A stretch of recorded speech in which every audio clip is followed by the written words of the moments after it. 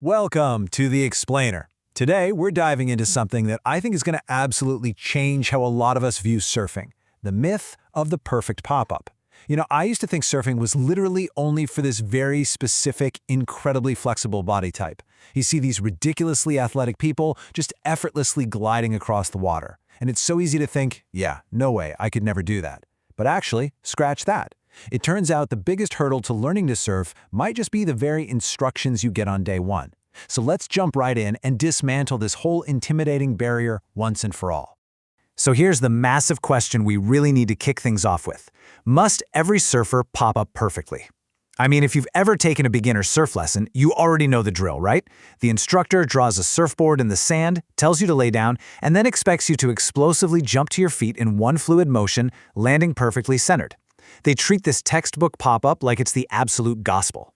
But let's be real, it's hard enough to do that on solid sand, let alone on a moving, wobbly surface out in the ocean. So, what happens when your body just doesn't move that way? Is your surfing journey literally over before it starts? Absolutely not. And this really hits the nail on the head regarding the core problem with traditional surf instruction.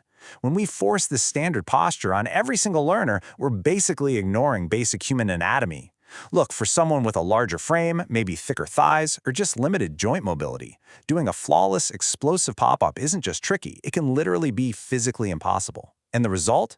Instead of feeling that incredible thrill of catching a wave, you just end up exhausted, frustrated, and feeling kind of physically inadequate. It takes what should be an amazing, joyful experience and turns it into a painful process that completely crushes a learner's confidence. Now, this whole concept completely shifted how I view learning to surf. The big takeaway here is that we have to prioritize success over perfection. Think about it. The ultimate goal on your first day or your first month or even your first year isn't to look aesthetically perfect or to mimic some pro riding a tiny shortboard. The goal is simply standing up safely, finding your stability, and actually riding the wave.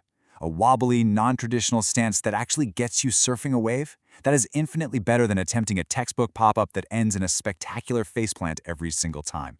It's all about finding what works specifically for you. To see how this plays out in the real world, let's look at this incredible YouTube creator known as Surfer Cass. Cass is a 40-year-old, plus-size beginner surfer who decided to just put a camera up and document her journey. And wow, she has completely redefined what progress looks like. Just think about this. After 18 months of consistent effort, she's out there catching waves all over the globe. We're talking Oahu, Ecuador, El Salvador, the whole shebang. Now, did she start out with a perfect explosive pop-up? No, definitely not. But she proved that consistency, joy, and persistence will absolutely be waiting around for perfect form every time. She just kept showing up, caught waves, and proved that you can absolutely thrive in the ocean regardless of your body type. Okay, let's dive into this. What's the secret sauce here? It's something called an adaptive takeoff. Basically, this is a customized approach to getting up on a surfboard. It actively prioritizes your unique physical conditions, your flexibility, your height, how your weight is distributed, to achieve successful balance rather than trying to cram you into some rigid textbook posture. It's such an incredibly freeing realization, honestly, to know that there are multiple right ways to get from your stomach to your feet. Now, what's really interesting here is that when you actually look at the menu of proven takeoff methods, that textbook pop-up, it's literally just one of many options.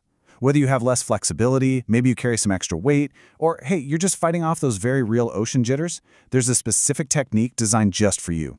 It's so crucial for both instructors and learners to recognize that different bodies require entirely different mechanics to get from paddling into a stable riding stance. For example, let's contrast the basic pop-up with the knee-up method.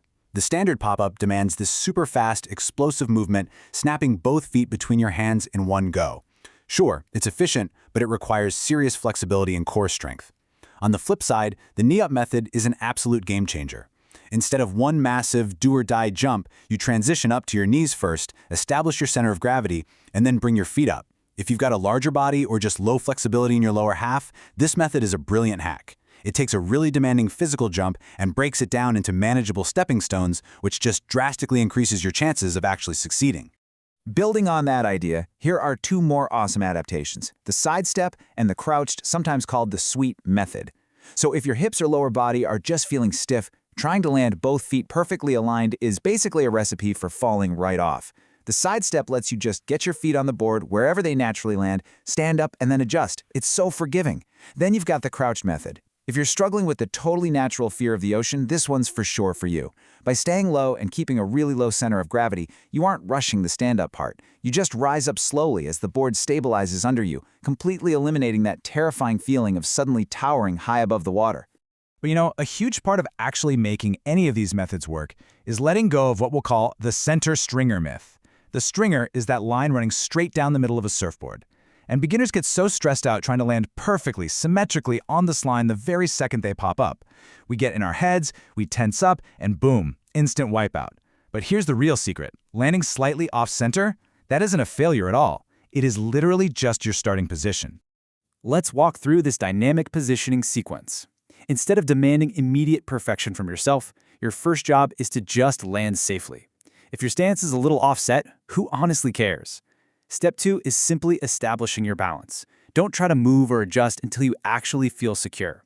Then, and only then, once you're actually riding the wave and have your balance locked in, you can shuffle that front foot over to the center stringer, move your back foot, and adjust your weight for better control.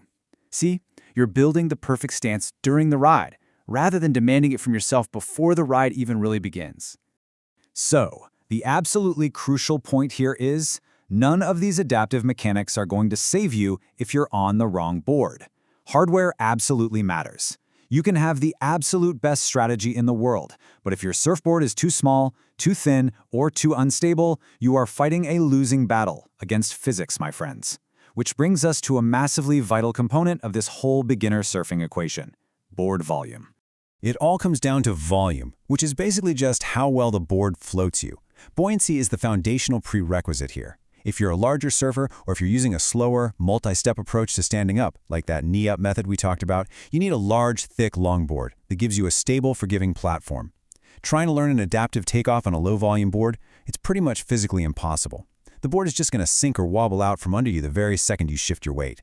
But get yourself a board with plenty of volume, and suddenly finding that flexibility and stability isn't just a pipe dream, it's totally achievable.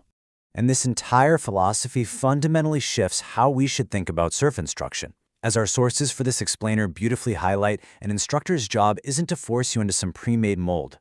Their job is to be a movement researcher for your unique body. They should be looking at your height, your weight, your flexibility, and even your fear levels, and then prescribing the exact board and takeoff method that's going to get you riding waves. It's all about empowering you, not just testing your ability to conform to a rigid, arbitrary standard. So, as we wrap up this explainer, I want you to ask yourself something. Have you been blaming your own body for a failure that was actually just bad instruction? It is time to abandon those rigid expectations. Forget the textbook pop-up if it doesn't work for your body. Go grab a board with plenty of volume, pick an adaptive takeoff method that actually respects your own mobility, and just go focus on the joy of the ride. Surfing really is for absolutely everybody, and your perfect wave is out there waiting for your unique approach. Thanks so much for diving into this with me. Now get out there and catch some waves.